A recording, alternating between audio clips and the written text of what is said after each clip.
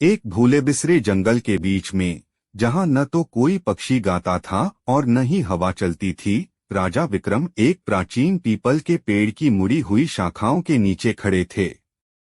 बिजली चमकी और उन्होंने लाश को उल्टा लटका हुआ देखा। उसकी आंखें खुली हुई थीं और चेहरे पर एक मुस्कान फैली हुई थी। यह 13वीं और आखिरी बार था जब वह बैताल पिशाच आत्मा को तांत्रिक जादूगर के पास ले जा रहा था। तुम्हें नियम पता है? बैताल ने फुसफुसाते हुए कहा, जब विक्रम ने उसे अपने कंधे पर उठा लिया। अगर तुम बोलोगे तो मैं पेड़ पर वापस चला जाऊंगा। विक्रम ने कुछ नहीं कहा, केवल लाश के वजन के नीचे बड़बड़ाया, जो पहले से ज्यादा गर्म लग रही थी। बहुत ज्यादा गर्म। जैसे जैसे वे जंगल से गुजरते गए, कोहरा अस्वाभाविक रूप से घना होता गया और पेड़ फुसफुसाते हुए प्रतीत हुए। बैताल ने ठहाका लगाया, मैं तुम्हें एक कहानी सुनाता हूँ, हे राजा। बहुत समय पहले धूमरघाट नामक एक गांव में वरुण नाम का एक चिकित्सक रहता था, जो मौत को धोखा देने का जुनून रखता था। एक रात उसे एक शिव मंदिर के खंडहरों के नीचे दबी एक पुरानी किताब मिली, जो चमड़े से बंधी हुई थी और खून से रंगी हुई थी। इसमें उसकी आत्मा को दूसरे शरीर में स्थानांतरित करने के लिए एक अनुष्ठान का वादा किया गया था।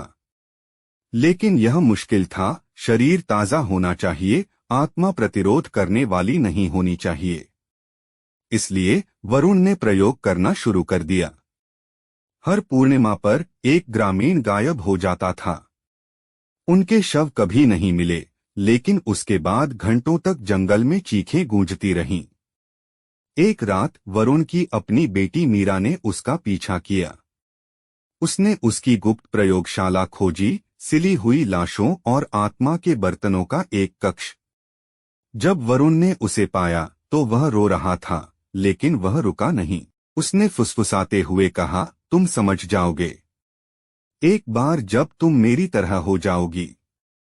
जब उसने अनुष्ठान शुरू किया तो वह चिल्लाई, लेकिन उसकी आत्मा ने विरोध किया। अनुष्ठान उल्टा पड़ गया। जब अगले दिन गांव वालों ने घर पर धावा बोला तो उन्होंने वरुण को मृत पाया। उसका शरीर फटा हुआ था, दिल गायब था और मीरा उसके ऊपर खड़ी थी। उसकी आंखें काली थीं, होंठ तांबे के तार से सिल दिए गए थे। उन्होंने घर जला दिया।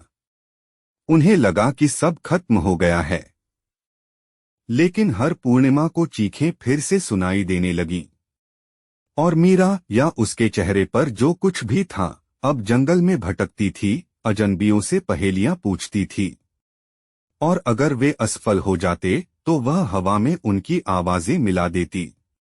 बैताल रुक गया। उनके आसपास का जंगल कराह उठा। बताओ विक्रम, बैताल ने धीमी आवाज में फुसफुसाते हुए कहा। असली राक्षस कौन था? अमरता चाहने वाला पिता या अभिशाप बन गई बेटी?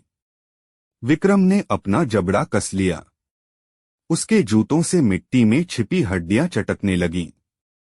उसने आखिरकार कहा, पिता। क्योंकि उसने अपने लालच के लिए मासूम, यहां तक कि अपनी ही बच्ची की बलि देने का फैसला किया। बेटी वही बन गई जो उसने उसे बनाया था। चुप्पी। तभी बैताल की तीखी हंसी फूट पड़ी और उसका शरीर विक्रम के कंधे से गायब हो गया और एक बार फिर शापित पेड़ पर प्रकट हो गया। तुमने कहा, विक्रम, हम फिर से शुरू करते हैं। लेकिन इस बार जब विक्रम वापस जाने के लिए मुड़ा तो उसने कुछ गड़बड़ देखी। अब पेड़ से दो लाशें लटकी हुई थीं। एक बैताल के चेहरे पर मुस्कुरा रही थी, दूसरी अपनी लाश पहने हुए थी। और उसके पीछे जंगल से एक और विक्रम लड़खड़ाता हुआ आगे बढ़ा, भ्रमित, भय से चौड़ी आंखों वाला, बैताल को उठाए हुए। जंगल घूम चुका था। वह अब विक्रम नहीं था, बस कई में से एक। और बैताल हंसा, क्योंकि 13वीं कहानी का कोई अंत नहीं था।